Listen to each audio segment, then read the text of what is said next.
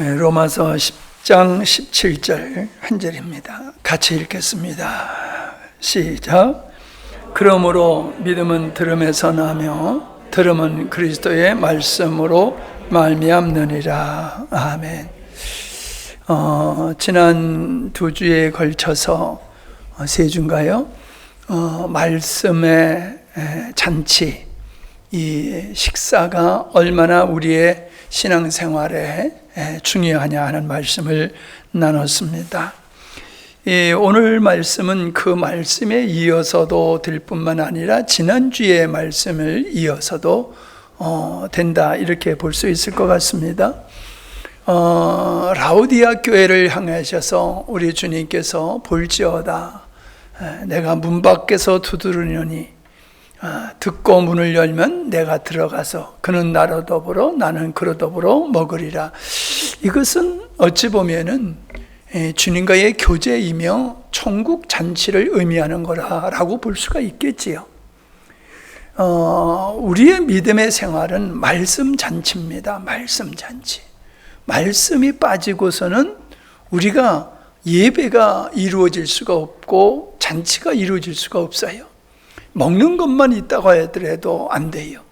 반드시 하나님의 말씀이 우리가 음식을 풍성히 나누어 먹는 것 같이 하나님의 말씀이 우리들에게 늘 예배할 때마다 뷔페와 같이 잔치집과 같이 말씀이 풍성하게 우리에게 다가와야 될 줄로 믿습니다. 왜냐하면은 하나님은 우리에게 주신 게 말씀을 주시고 성령을 주셨어요. 말씀을 주셨다. 우리가 하나님을 믿는다라고 하는데 사실 하나님은 안 보이잖아요. 인격적이신 신이신 하나님이지만은 우리가 감각적으로 느낄 수 있는 것은 기록된 말씀이란 말이에요. 하나님이 어떤 의도를 가지고 천지 만물을 창조하셨는가, 당신의 뜻을 이루기 위해서 어떤 역사 속에서 여정을 걸어 오셨는가, 이런 것들이 성경 말씀에 하나님의 말씀으로 기록되어 있단 말이죠. 그러니까 우리가 성령을 통해서 하나님을 알 수 있는데 성령 하나님은 성경을 통해서 하나님을 알게 하시는 거예요. 그래서 우리가 성경을 믿는 게 하나님을 믿는 거고, 성경의 진리를 깊이 아는 것이 하나님을 깊이 신뢰할 수 있는 믿음의 동력이 되는 것이다 라고 하는 겁니다. 그러니까 우리의 삶 속에서 하나님의 말씀을 빼버리면은 하나님과의 고리가 없어지는 거하고도 똑같아요. 그러니까 우리에게 얼마나 하나님의 말씀이 신뢰가 되느냐, 그것이 곧 하나님을 얼마나 신뢰하느냐라고 하는 것과 같다, 이렇게 말씀을 드릴 수가 있습니다. 자, 이처럼 하나님의 말씀은 우리에게 구원이 되어지는 능력이 그 말씀 속에 있는데, 이 말씀을 듣는 자들은 오늘 말씀과 같이 믿음이 생긴다는 거예요. 하나님의 말씀을 읽고 들으면 믿음이 생긴다는 거예요. 자, 우린 믿음으로 구원받죠? 아멘? 믿음으로 구원받으니까 구원받지 못하게 하려고 그러면 뭘 못하게 해야 돼요? 믿음이 안 생기게 해야 되죠. 믿음이. 그죠? 믿음이 안 생기게 하려고 하는 방법은 딱 한 가지예요. 여러 가지가 있을 수 있지만 대표적인 게 뭐예요? 말씀을 듣지 못하게 하는 거예요. 말씀이 안 들려지게 하는 게 사단이 우리가 믿음을 갖지 못하도록 하는 전술이다라고 하는 겁니다. 자, 고린도후서 4장 3절을 봅니다. 고린도후서 4장 3절. 만일 우리의 복음이 가려웠으면 망하는 자들에게 가려진 것이라. 누구에게 가려진 것이다? 망하는 자들에게 복음이 가려진 것이다. 자, 4절. 그 중에 이 세상의 신이 누굴 가리켜요? 마귀지요.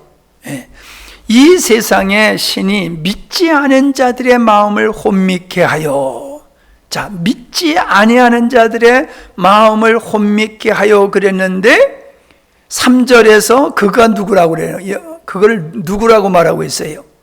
망하는 자들이지요. 예. 망하는 자들, 그들의 마음을 혼미케 해가지고 믿어지지 않도록 하는 거다. 뭐가 믿어지지 않게 하는 거냐? 그리스도의 영광의 복음의 광채다. 이걸 한마디로 얘기하면은 진리, 복음, 우리가 어떻게 구원받았느냐, 영적인 세계를 가르쳐 주는 거지요. 우리가 어떻게 하나님의 자녀가 되고 우리가 어떻게 하나님의 풍성함을 우리가 이 땅에서 누릴 수 있는가라고 하는 그것을 깨닫지 못하도록, 비치지 못하도록 혼미케 한다. 예, 5절입니다. 우리는 우리를 전파하는 것이 아니라 오직 그리스도 예수의 주 되신 것과 또 예수를 위하여 우리가 너희 종된 것을 전파함이라. 자, 6절입니다. 어두운 데 빛이 있으라 하시던 그 하나님이, 천지만물을 창조할 때 말씀하시는 거지요. 빛이 있으라 라고 하고 천지를 창조하기 시작하셨잖아요. 그 하나님께서 예수 그리스도의 얼굴에 있는 하나님의 영광을 아는 빛을 우리 마음에 비추셨나니라. 자, 앞에서는 감췄다라고 얘기하고 뒤에서는 하나님께서 하나님을 아는 그 비밀하신 하나님을 아는 예수 그리스도의 안에 있는 지혜와 계시의 영을 우리에게 비추셔서 말씀이 열려짐으로 그 영적인 진리를 알게 하셨다. 그렇게 말씀을 하고 있는 거예요. 자, 이 두 가지지요. 사단이 역사하고 하나님이 역사하세요. 사단은 어떤 역사를 해요? 말씀을 가리우는, 어떻게? 혼미케 해서. 근데 하나님은 어떻게 해요? 우리에게 영광의 빛을 비추셔서 하나님을 알게 하는 역사를 하나님이 하신다. 그 말씀을 하고 계십니다. 자, 마태복음 13장 19절입니다. 거기 보면은 길짝밭, 돌짝밭이 나오지요. 그 길가밭에 대해서 쓴 글이에요. 아무나 천국 말씀을 듣고 깨닫지 못할 때는 악한 자가 와서 그 마음에 뿌려진 것을 빼앗나니 이는 곧 길가에 뿌려진 자요. 자, 말씀을 듣지만은 깨닫지 못하게 될 때에는 말씀을 마귀가, 악한 자가 그 마음에서 말씀을 빼앗아 간다는 거예요. 그러니까 여러분, 듣지 못하게, 혼미케 해서 듣지 못하게 하고, 듣는다 할지라도 깨닫지 못하게 하면은 그 말씀이 공이라는 거예요. 공. 그냥 그건 있으나 마나 하다는 거지요. 빼앗아 간다. 그래서 열매를 맺지 못한다 하는 얘기지요. 요한 1서 2장 11절입니다. 요한 1서 2장 11절. 그의 형제들을 미워하는 자는 어둠에 있고 또 어둠에 행하며 갈 곳을 알지 못하나니 이는 그 어둠이 그의 눈을 멀게 하였습니다. 어둠 가운데서 헤매는 사람들은 어떤 사람이냐? 마음의 눈이 멀어서 어두운 가운데 흑암의 권세에 있기 때문에 내가 해야 할 일도 모르고 내가 가야 할 길도 모른다. 그 얘기를 하고 있는 겁니다. 믿지 않는 사람은 당연하려니와 믿는다고 하지만은 그 마음의 눈이 멀어서, 즉 영적인 소경이 된다라고 하면은 우리가 어둠, 마귀의 권세 아래서 살 수밖에 없다. 그런 말씀을 하고 있음을 보게 되어집니다. 자, 그러니까 참 우리가 이 말씀을 읽는다라고 하는 것은 얼마나 중요한지 모릅니다. 자, 그런데 우리가 지금 살펴보려고 하는 것을 보면은 이 말씀이 가려워지는 사람의 특징이 뭐냐 하는 게 나와요. 요한복음 12장 37절에 보면은 이렇게 많은 표적을 그들 앞에서 행하셨으나 그를 믿지 아니하니라고 말씀하고 있어요. 예수님께서 행하신 표적이 얼마나 많습니까? 근데 그 표적을 보고도 믿지를 않았다는 거예요. 믿지를 않았다는 거예요. 그러니 여러분, 말씀을 보고선 믿겠어요? 예수님이 수많은 표적을 행하시는 것을 보고도 안 믿는데 말씀이야 믿겠느냐 이 말입니다. 예. 자, 우리가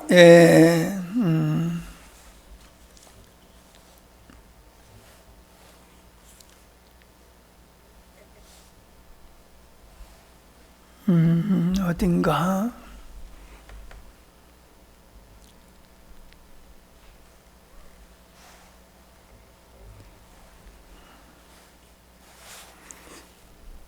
이 순서대로 안 하려고 하다 보니까는 확 그냥 헷갈려가지고, 예.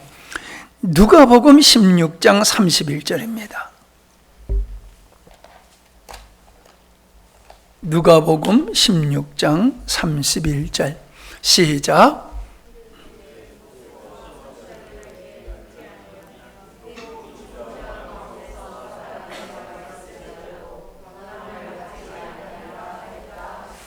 자, 이 부자와 거짓 나설에 대한 얘기죠. 부자는 이 세상에서 잘 먹고 호화호식을 하면서 날마다 잔치를 하면서 살다가 죽었는데 음부로 내려갔고, 거짓 나사로는 그 주인집에서, 부잣집에서 먹다 남은 찌꺼기를 얻어 먹다가 죽었는데 그는 아브라함의 품에 갔다 하는 얘기지요. 그래서 그 부자가 음부에서 그냥 목이 타는 고통 속에 아브라함이요, 당신의 품에 있는 나사로에게 물 한 방울 찍어가지고 내 혀에다가 좀 시원하게 해주세요 라고 부탁을 했더니 아브라함이 너와 우리 사이에는 큰 수렁이 있어가지고 너희가 이리 올 수도 없고 내가 갈 수도 없다, 그렇게 얘기를 하지 않습니까? 그러니까 이 부자가 하는 얘기가, 우리 형제들이 있습니다. 죽지 않고 아직 살아있는 형제들이 있는데 나사로를 보내가지고 그들이 여기 오지 않도록 우리 식으로 얘기하면 좀 복음 좀 전하게 하여 주세요 라고 부탁을 합니다. 그러니까 뭐라고 얘기를 합니까? 야, 이게 지금 읽은 말씀이 그거예요. 모세와 선지자들에게 듣지 아니하면, 모세의 글과 선지자들의 글을 읽고 아멘하지 않으면 죽는 자가 살아나서 얘기해도 그건 안 믿을 거야 라고 얘기를 하고 있어요. 얼마나 여러분 놀라운 얘기입니까? 죽은 자가 살아난다라고 하면은, 그가 얘기하면은 쉽게 얘기하면 천국 보고 와서 얘기하면, 지옥 보고 와서 얘기하면 안 믿을 사람이 어디 있겠느냐, 우리 다 이런 생각을 하잖아요. 근데 뭐라고 얘기해요? 기록된 말씀을 안 믿는 사람은 죽었던 자가 살아나서 얘기를 해도 안 믿을 거야 라고 얘기하고 있어요. 그게 뭡니까? 완악하다는 거예요. 마음이 그렇게 완악하다는 거예요. 우리가 하나님을 믿지 못하는 것은 믿을 수 있는 증거가 적어서가 아니라, 너무나도 예수님을, 하나님을 믿을 증거가 너무 많은데도 사람들은 완악해가지고 안 믿는다는 거예요. 완악해가지고 안 믿는다는 거예요. 사실 우리의 삶을 돌아보면은 죽은 자가 살아나는 것과 같은 기적 속에 우리가 살고 있지 않습니까? 이스라엘 백성들이 광야에서 만나를 먹고 반석에서 나는 물을 마시고 미추라기를 먹으며 구름 기둥과 불 기둥으로 보호를 받은 삶을 살았던 것은 우리가 알죠. 근데 그들이 그렇게 하나님의 능력을 경험하면서 하나님을 절대적으로 신뢰하는 믿음을 가졌습니까? 10번이나 하나님을 향해서 그들이 원망했다고 얘기를 하고 있어요. 여러분, 그렇게 하나님의 신의 산에 임재하는 것까지 그들이 목도를 하고 그게 두려워서 신의 산에 올라가는 거를 아유 우리 안 가겠다라고까지 하나님의 임재가 그렇게 무섭게 임재를 보고서 그렇게 무서움을 두려움을 느꼈던 그들이 그런 체험을 한 그들이 하나님을 신뢰 안 했다는 거예요. 오늘날 많은 사람이 하나님을 믿지 않는 것이나 믿는다고 하면서 내 신앙생활이 정상적이지 않는 탓을 나의 완악함에 두지 아니하고 다른 사람에게 전가하는 사람들이 그 사람들이 완악하기 때문에 그런 거예요, 마음이. 여러분, 우리는 남한테 못된 짓을 한 거는 그건 죄라고 여기면서 하나님을 향하여 굳어진 마음을 가지고 하나님의 말씀을 믿지 아니하는 그것을 하나님은 더 악하다고 보시는 겁니다. 엠마오로 내려갔던 두 제자가 있지요. 그들은 예수님이 십자가에 못 박혀 죽으셨는데 예수님이 살아나셨다라는 이야기를 듣고도 믿지를 않고 고향으로 내려가다가 부활하신 예수님을 만났잖아요. 그때 예수님이 뭐라고 그러셨어요? 선지자의 글을 더디 믿는 자라고. 선지자들이 예수님께서 이렇게 십자가에 못 박혀 죽었다가 다시 살아날 것을 예언을 수없이 했고 예수님도 내가 죽었다가 다시 살아날 것이라고 여러 차례 말씀을 하셨는데도 그걸 안 믿었다는 거예요. 그걸 지적하시는 거예요. 여러분, 우리는 우리 이성 안에 들어오는 것만 믿으려고 들지 창조주이신 하나님의 그 신성과 능력과 그분의 말씀을 우리가 잣대질하고 있다는 거예요. 이성으로 합리적이고 논리적이면 아멘하고 거기에 들어오지 아니하면 입술로만 아멘하고 마음으로는 거절하지 않느냐라고 하는 것입니다. 예. 그래서 요한복음 12장 39절을 보면은 이런 말씀이 있어요. 그들이 능히 믿지 못하는 것은 이 때문이니 곧 이사야가 다시 일렀으되 그들의 눈을 멀게 하고 그들의 마음을 완고하게 하셨으니 이는 그들로 하여금 눈으로 보고 마음으로 깨닫고 돌이켜 내게 고침을 받지 못하게 하려 함이라 하였음이더라. 무슨 얘기입니까? 믿지 못하도록 하나님께서 눈을 멀게 하고 그 마음을 완고하게 했다. 그렇게 말씀을 하고 있어요. 그러니까는 믿지 못하는 거는 하나님의 회방으로 믿지 못하는 거라고 생각할 수 있지만은 그게 아니라는 거죠. 완악해서 하나님을 믿지 않는 자들은 하나님의 그 마음을 더 완악하게 해가지고 하나님을 믿지 못하도록, 그래서 구원에 들어오지 못하도록 하신다는 거예요. 뭐 신학적으로 예지까지 나갈 필요는 없지만은 하나님은 불의하신 분이 아니다. 하나님은 주권을 가지고 역사하시는 분이다 하는 건데 하나님의 주권은 결코 우리에게 억울하게 적용되는 게 아니다. 그래서 로마서 9장 13절에 보면은 하나님을 토기장이로 비유하시면서 하신 말씀이 있는데 기록된 바 내가 야곱은 사랑하고 에서는 미워하였다 하심과 같으니, 하나님은 야곱은 사랑하고 에서는 미워했다. 이게 하나님 주권을 얘기하는 거예요. 내가 누구는 귀하게 여기고 누구는 천하게 여길 수 있는 것이 토기장이와 같이 나는 그러한 주권을 가지고 있는 자다. 18절에는 그런즉 하나님께서 하고자 하시는 자를 긍휼히 여기시고 하고자 하시는 자를 완악하게 하셨느냐.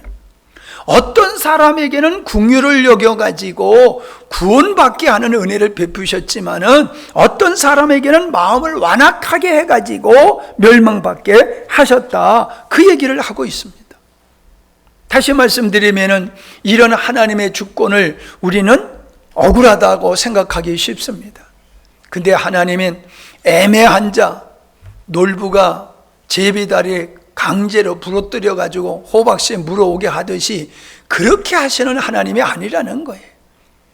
하나님은 그들이 완악해 가지고 하나님을 받아들이지 아니할 때에 그 완악함에 내버려 두시는 거예요. 그냥 완악함에 내버려 두니까는 그들이 완악한 길로 가서 멸망받게 되는 거다. 예. 자, 로마서 11장에 보면은 이스라엘의 넘어짐에 대한 얘기가 나와요. 지금 이스라엘 사람들은 하나님은 믿어도 예수님은 안 믿지 않습니까? 근데 놀랍게 지금 이제 메시아닉 주 유대인들이 예수님을 믿는 사람들이 급격하게 일어나고 있음을 우리가 보고 있는데, 그 이스라엘의 넘어짐, 이스라엘이 예수님을 거절하는 그것도 하나님의 주권 속에 있다. 왜? 그들이 받아들이지 아니함으로 복음이 이방인에게 넘어가서 이방인들이 다 구원받은 후에 그들이 그 주님 앞에서 다시금 구원받게 될 것이다. 그 말씀을 11장 11절 25절에서 말씀을 하고 있는 것입니다. 자, 우리가 출애굽기 7장 3절을 보면은 바로가 완악함이 볼 수 있어요. 바로가 9가지 재앙을 내릴 때까지 이스라엘 백성들을 가라 했다 도로 취소하고, 가라 했다 취소하고 그러지 않았어요? 그러다가 마지막 10번째 재앙, 큰 장자를 죽이는 재앙 앞에서 결국 항복을 했지만은 결국 진짜 항복한 건 아니란 말이에요. 결국 이스라엘 백성들이 홍해 앞에 다다라고 홍해를 건너가는 것을 보고 그들을 죽이려고 쫓아오다가 홍해에서가 이게 합쳐지는 바람에 그들이 거기서 다 죽임을 당하지 않았습니까? 그 완악함의 상징이란 말이에요. 근데 7장 3절에 뭐라고 말씀하셨느냐 하면은, 내가 바로의 마음을 완악하게 하고 내 표징과 내 이적을 애굽 땅에서 많이 행할 것이나 바로가 너의 말을 듣지 않을 터인즉 내가 내 손을 애굽에 펴서 여러 큰 심판을 내리고 내 군대 내 백성 이스라엘 자손을 그 땅에서 인도하여 낼지라. 내가 내 손을 애굽 위에 펴서 이스라엘 자손을 그 땅에서 인도하여 낼 터인데, 인도하여 낼 때에야, 인도해 낼 때에야 애굽 사람이 나를 여호와인 줄 알리라. 무슨 말씀을 하고 있는 겁니까? 왜 하나님은 바로의 마음을 완악하게 해가지고 10가지 재앙을 내리게 하셨느냐 하면은, 그것을 통해서 하나님, 이 재앙을 내리는 분이 하나님이다. 너희들이 섬기는 우상들은 다 거짓이고 하나님만이 참 하나님이다 라고 하는 걸 보여주기 위해서 바로의 마음을 더 완악하게 했다. 그렇게 말씀하고 계십니다. 그러니 여러분, 우리가 하나님을 믿는다고 하는 것은 축복인 줄 믿습니다. 우리가 똑똑해서 믿는 거 아니잖아요. 그죠? 우리도 과거에 안 믿었던 사람이잖아요. 처음부터 믿었던 사람 여기 뭐 몇이나 있겠어요? 예? 안 믿었던 사람이요. 말도 안 된다고 안 믿었던 사람이요. 근데 말도 안 되는 걸 지금 우리가 믿고 있잖아요. 성경 말씀 동화나 신화와 같다고 하는 사람들이 수두룩한데 그 말씀을 우리는 100% 믿지 않습니까? 이게 뭡니까? 하나님께서 우리에게 믿음의 은혜를 주셨기 때문에 그런 거예요. 말씀이 믿어지게 하는 은혜를 우리에게 주셔서 믿는 거지, 일반적인 사람의 이성을 가지고는 이 성경 말씀을, 하나님 말씀을 믿을 수가 없는 거다. 그러니 여러분, 예수님 믿는 거 감사하시기 바랍니다. 아멘? 하나님이 이거 안 들어줬다, 저거 안 들어줬다, 이거 안 주신다, 저거 안 주신다, 그런 거 말할 필요가 없어요. 우리가 하나님을 믿게 됐다는 것이 하나님의 자녀가 되는 은혜를 입는 것인데, 이보다 더 큰 은혜가 어디 있습니까? 근데 이 은혜의 가치를 모르면은, 이 진짜 은혜는 옆으로 제껴놓고, 당연한 거라고 제껴놓고, 감격도 감사도 없고, 자꾸 하나님 보고 내가 원하는 건 내놓으라고 다그치는 믿음의 생활을 하고 있어요. 그런 사람은 하나님의 말씀이 믿어지는 구원의 은혜가 얼마나 큰지를 모르기 때문에 그런 거예요. 심하게 얘기하면은 그 사람은 구원받지 못한 사람일 수도 있어요. 진짜 구원받은 사람은 구원의 한 가지만 은혜만 생각하더라도 평생 내가 하나님 앞에 은혜를 갚을 수 없는 것이다. 저는 그렇게 믿습니다. 사도행전 16장 13절에 보면은 빌립보 지방에서 자색 옷감 장사를 하는 루디아의 마음을 하나님께서 열어서, 주께서 그의 마음을 열어 바울의 말을 따르게 하신지라. 바울의 말씀을 받아들이게 했다는 거예요. 뭘 열어서? 그의 마음을 열어서. 그의 마음을 열어서. 마음이 닫히면은 안 들려요. 귀로 들어도 안 들려요. 마음의 문이 열리면은 우리 정영재님 같이 세상에 여의 땅 하고서부터 이제 진주에서 수요일까지 여기 나오시잖아. 함양에 우리 성도들 큰일 났어 이제. 예? 큰일 났어. 예?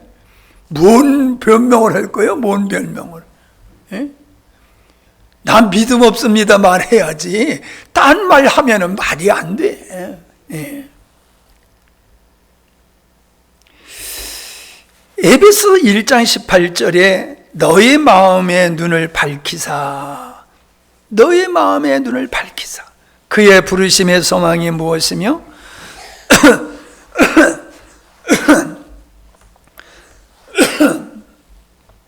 성도 안에서 그 기업의 영광의 풍성이 무엇이며.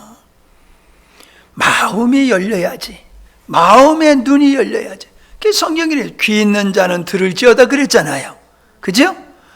듣는 것도 영적인 귀가 열려야지 되는 거고, 보는 것도 영적인 눈이 열려야지, 마음의 문이 열리고 마음의 귀가 열려야지 하나님의 말씀 진리가 깨닫게 되는 것이다 라고 하는 겁니다. 사도행전 26장 18절에 보면은 그 눈을 뜨게 하여 어둠에서 빛으로 사단의 권세에서 하나님께 돌아오게 하고 죄사함과 나를 믿어 거룩하게 된 무리 가운데서 기업을 얻게 하리라 하더이다. 이게 뭔 얘기예요? 바울이 예수님을 다메섹상에서 만났잖아요. 예수 믿는 사람을 잡아 죽이려 가던 그가 그 예수님을 다메섹상에서 만났을 때에 주께서 주신 말씀을 고백하고 있는 겁니다.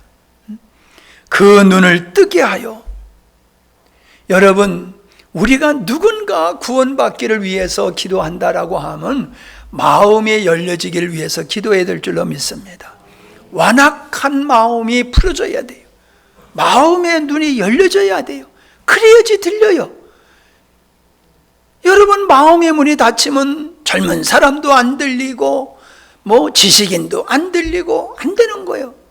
내가 지금 병원에 있으면서 사람들하고 교제하다 보면 아예 관심이 없어요. 아예 하나님에 대해서는 멀리 갔더니 아예 관심이 없어요. 그런 사람들에게 무슨 얘기를 한들 듣겠습니까? 아까도 얘기했잖아요. 그렇게 하나님의 영광을 보고도 믿지 않았다. 예수님의 죽은 자를 살리는 걸 보고도 예수님의 살아나신다는 말씀을 듣고도 믿지 못했어요. 그건 자기가 가지고 있는 지식, 경험에 묶여 있는 거죠. 매여 있는 거죠. 인간의 정서, 경험에 묶여 있는 거지. 그런 사람에게는 아무리 하나님이 역사를 하셔도 그림의 떡이다라고 하는 것입니다. 그래서 고린도전서 2장에서 하시는 말씀이 이거예요. 고린도전서 2장 10절입니다. 오직 하나님의 성령으로 이것을 우리에게 보이셨으니, 하나님의 그 영적인 진리를 하나님의 영이신 성령이 우리에게 보이셨다. 세상의 영으로는 도무지 알 수 없는 것이고 하나님의 영으로서만이 깨달을 수 있는 게 십자가의 복음이다 라는 말씀을 하고 있는 겁니다. 여러분, 우리가 십자가의 복음을 늘 얘기합니다마는 여러분, 지식으로 알고 있는 것은 그건 아무런 소용이 없습니다. 여러분, 정말로 우리가 십자가의 복음을 깨달았다라고 하면은 우리의 삶은 하나님 중심이 되어야 되고 하나님의 목적이 되어야 되고 그분으로 말미암아 사는 삶이 되어야 되고 감격이 있어야지 돼요. 제가 병원에서 이제 유튜브를 보다가 올렸는데 보셨는지 모르겠어요. 하와이에서 가정교회에서 찬송하는 거, 일부분이지만은 저에게 감동이 됐어요. 제가 그걸 왜 여러분에게 보여드렸을까요? 우리는 그렇게 찬양하고 있냐는 거예요. 나는 그들과 같이 그렇게 찬양하고 있냐는 거예요. 내가 봤을 때는 아닌 것 같아요.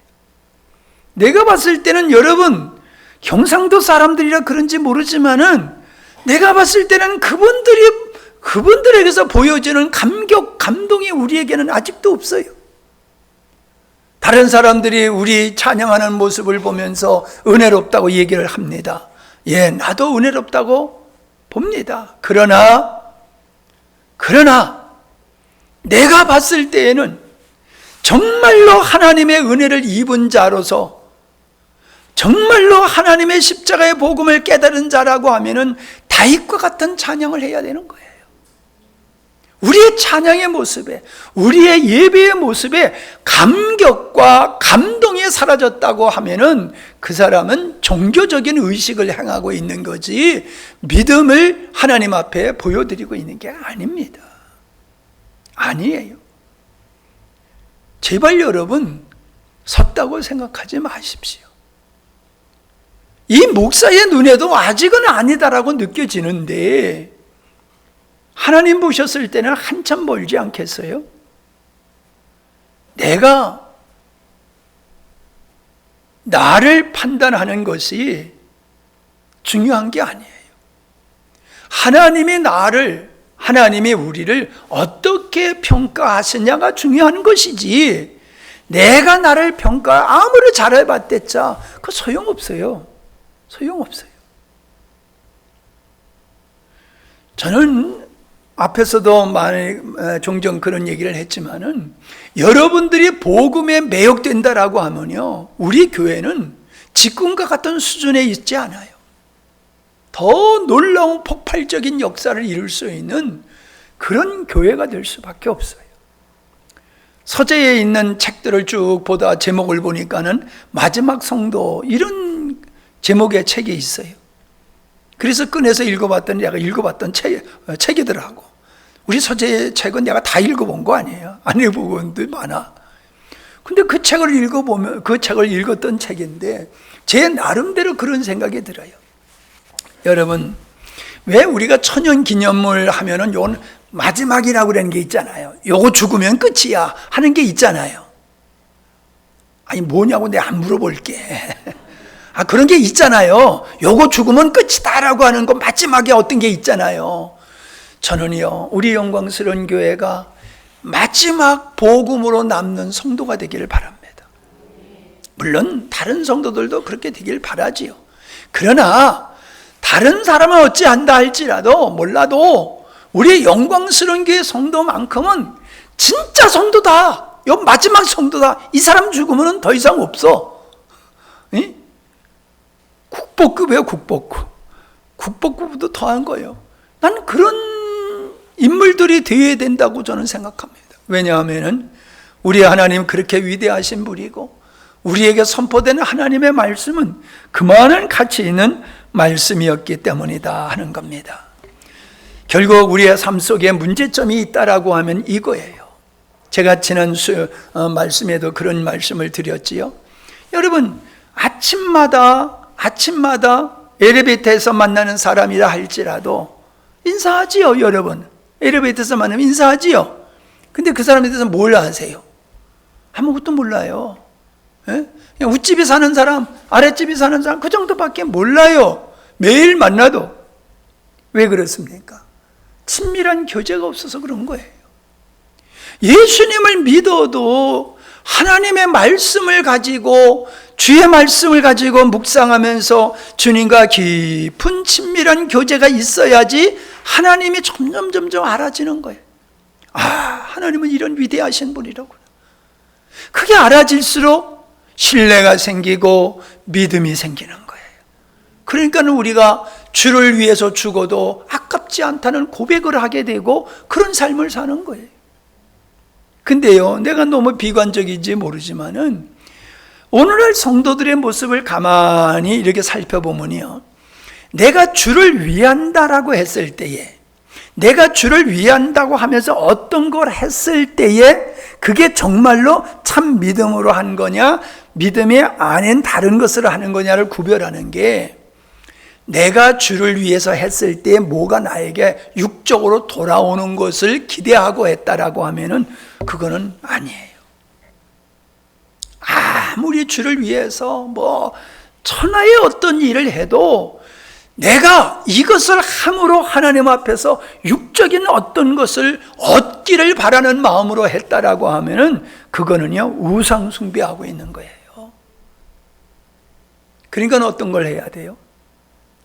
내가 주를 위해서 하는 것 때문에 내가 손해를 봐야 돼. 내가 주를 위해서 하는 것 때문에 바보 소리 듣고 멍청이 소리 듣고 경제적으로 손해보고 사회적으로 매장되어지고 그런 걸 감수하고서 내가 주를 위해서 뭘 한다라고 하면 그거는 진짜란 말이에요. 그거는.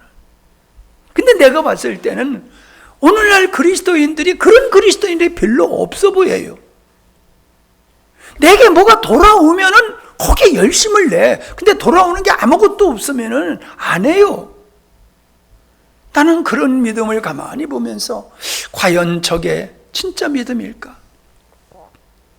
천국 가기 위해서 예수님을 믿는 것이나 봉사하고 헌신하고 예배해서 내가 잘 되고 우리 아이들이 잘 되고 건강하게 잘 되고 그런 걸 원하고 무언가 하나님 앞에서 열심을 내고 있다고 하면 그건 우상 숭배하고 있는 거예요. 응? 여러분 깊이 들으셔야 됩니다. 자, 마지막으로 드리고 싶은 말씀이 뭐냐 하면은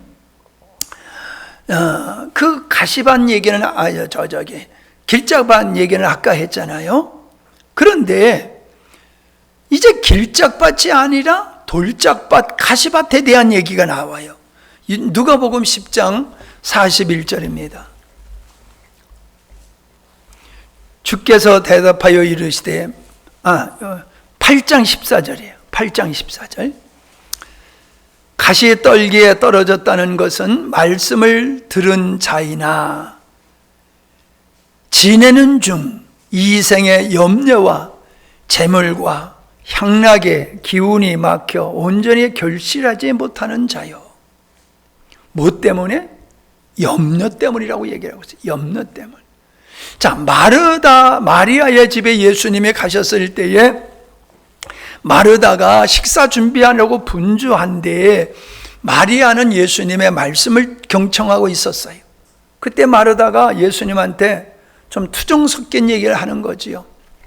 저 마리아 철부지 저 마리아에게 좀 도우라고 말씀을 좀 해주세요. 난 지금 손이 너무 필요합니다. 그 얘기를 했잖아요. 그때 예수님께서 하신 말씀이 이거예요. 마르다야, 마르다야, 두 번 부르세요. 내가 많은 일로 염려하고 근심하나. 많은 일이 뭐예요? 지금 식사 대접하는 거란 말이에요. 그걸 가지고 염려하고 근심하고 있다. 그렇게 얘기를 하고 있는데 여기서 염려라고 하는 것은 불안스러운 두려움, 걱정, 그런 뜻이라고 말씀을 하고 있어요. 그러니까는 가시떨기밭에서 염려로 말미암아 결실되지 않는 이 염려라는 단어와 그 다음에 마르다가 분주함으로 염려하는 것은 같은 뜻이에요. 같은 뜻. 무슨 얘기를 하고 있습니까? 우리가 어떠한 일들로 분주하여 우리가 염려가 가득 차게 되어지면은 우리 마음이 혼잡게 되는 거예요. 혼란케 되는 거예요. 그래서 말씀이 안 들어오는 거예요. 앉아서 말씀은 들어도 우리의 마음속에 분주한 생업에 대한 여러 가지, 자녀에 대한 여러 가지 근심 걱정 등등등등이 나를 사로잡고 있으면은 이 염려거리가 사단이 사용하는 뭐다? 혼란스럽게 하는 도구다라는 거예요. 그게 말씀을 못 듣도록 말씀을 막는 역할을 한다는 거예요. 돌아보니 오늘날 얼마나 성도들이 많은 염려를 가지고 말씀을 듣는지 몰라요. 성경을 읽으면서도 입술로는 읽지만은 마음은 딴 데 갔단 말이에요. 뭐예요? 혼란한 거예요. 혼란한 거. 말씀을 들으면서도 혼란하고 말씀을 읽으면서도 혼란하고. 그러니 하나님을 알아갈 길이 있냐 말이에요. 하나님을 깊이 알 수 없고 진리를 깊이 알 수 없는 거예요. 그러니 믿음이 안 자라는 거지요. 교회를 아무리 오래 다니고 집사, 권사, 장로가 돼도 말씀을 가르치는 목사가 돼도 믿음은 없는 사람이 돼버리고 마는 거예요.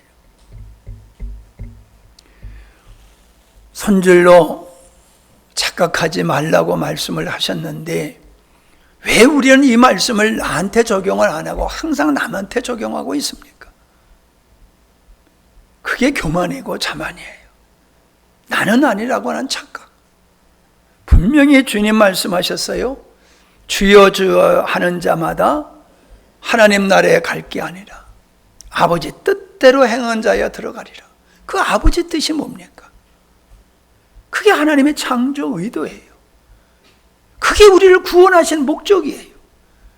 하나님이 우리를 창조하시고 우리를 구원하신 목적에 맞추어서 사는 삶이 그게 바로 구원받은 자의 모습이라는 거예요. 예수님 구원 얘기는 실컷 하면서 십자가 얘기를 하면서 여전히 내가 분주함으로 세상 것에 헤매고 있다라고 하면은 그거는 착각이죠. 내가 구원받았다는 착각이죠. 열매가 없는데 그게 무슨 나무예요? 행함이 없는 믿음은 죽은 믿음이라고 그랬잖아요. 근데 행함이 없으면서 자꾸 나는 이걸 믿습니다. 믿는다고 그게 되는 겁니까? 그게 진짜 믿음이라고 하면 열매가 맺게 되는 거예요. 삶의 변화가 일어나는 거예요. 근데 삶이 안 변화돼. 열매가 안 맺어져. 그건 뭐예요? 믿음이 없다는 거예요. 예? 껍데기만 있다는 거죠.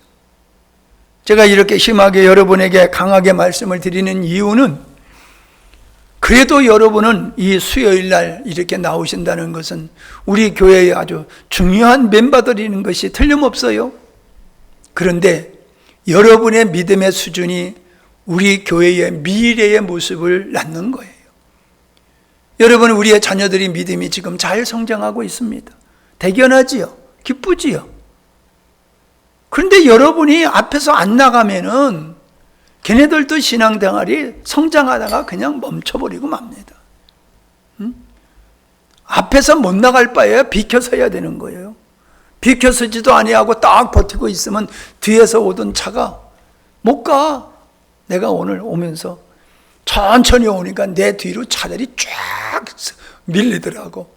그런데 어떤 차가 지나가다가 그냥 빵빵하고 가더라고. 왜 이렇게 늦게 가는 거야 하면서 성질을 내면서 그러면서 가더라고요. 근데 내가 잘못한 건 아니거든. 그럴 수밖에 없는 그 자리였어요. 여러분, 우리 잣대로 우리를 평가하지 마세요. 하나님의 말씀에 근거해서 우리의 믿음이 진짜 얼마짜리 믿음인가를 늘 두렵고 떨림으로 성찰할 수 있기를 바랍니다. 이제 교육자가 바뀌잖아요. 담임자가 바뀌잖아요. 새 역사를 여러분 기대하고 계시지요? 나도 새 역사를 기대해요. 근데 여러분, 새 역사가 여러분이 가만히 있는데 새 역사가 일어날까요? 천만의 말씀이에요. 예. 여러분이 바뀌어야지 새 역사가 일어나는 거지, 마부가 바뀌어졌다고 뭐 말이 바뀌어지는 게 아니에요. 말이 바뀌어져야지 새 역사가 일어나는 거지요. 하나님은 분명히 시대마다 역사하는 게 달라요. 어떤 사람을 들어서 어떻게 역사하느냐? 항상 하나님은 지도자를 세우셔서 그 지도를 통해서 일하시는 분이에요. 근데 분명한 것은 모세를 따라서 여호수아가 가나안 땅으로 이스라엘 백성들을 인도했잖아요. 근데 가나안 땅에 들어간 사람은 모세를 따랐던 사람이 아니에요. 그들은 다 광야에서 죽었어요. 새로운 백성들만이 가나안 땅에 들어갔어요. 옛날 얘기로만 치부해서는 안 됩니다. 여러분, 우리가 먼저 된 자가 나중된다라고 말씀하고 있잖아요. 예? 먼저 된 자가 나중되고 나중된 자가 먼저 된다는 얘기를 왜 자신들한테 적용을 안 합니까? 아이고, 나보다 우리 자식들이 믿음이 잘 되면 좋지요. 글쎄, 그건 좋지만 나는 어떻게 되냐 말이에요. 나는 그걸 생각하셔야지요. 기도합니다. 하나님 아버지, 감사합니다. 우리에게 말씀을 주시고 성령으로 깨닫게 하여 주시옵시며 믿음의 은혜를 주시어서 이기게 하시고 승리케 하시는 하나님을 찬양합니다. 주여, 아버지의 뜻이 온전히 이루어지는 삶으로 우리가 전심전력하여 믿음으로 반응하여 나가기를 원합니다. 완악한 자가 되지 않기를 하옵소서. 하나님 말씀 앞에서 온유하고 겸손한 자로 서게 하시되 완악하여 내버려 둠으로 멸망당하는 자가 되지 아니하도록 우리를 이끌어 주시고 우리의 자녀들을 이끌어 주시고 우리 모두를 이끌어 주시옵소서. 하나님께서 우리 교회를 향하신 뜻이 나를 통하여 우리를 통하여 이루어지기를 간절히 간구하며 힘써 헌신하는 저희들이 되게 하여 주옵소서. 이 나라 이 민족이 힘이 더 위태한 가운데 있음을 주께서 아십니다. 어리석고 미련한 백성들이 선택한 길이 옵니다. 주님, 회개하고 돌아설 수 있는 민족이 되게 하여 주시옵소서. 교회들이 답답한 상황에 이르러 있습니다. 주님, 교회들이 깨어나게 하시고 회개하여 하나님의 궁일한 은혜를 입을 수 있는 교회 되게 해 주시옵소서. 교회가 새로워짐으로 민족이 새로워지게 하시고 이 나라 이 민족을 향하신 아버지의 뜻이 아름답게 이루어지기를 간구하오니 우리부터 변화되게 하시고 우리가 주님 앞에 쓰임받는 일꾼들이 되게 하여 주시옵소서. 예수님의 이름으로 기도하옵나이다. 아멘.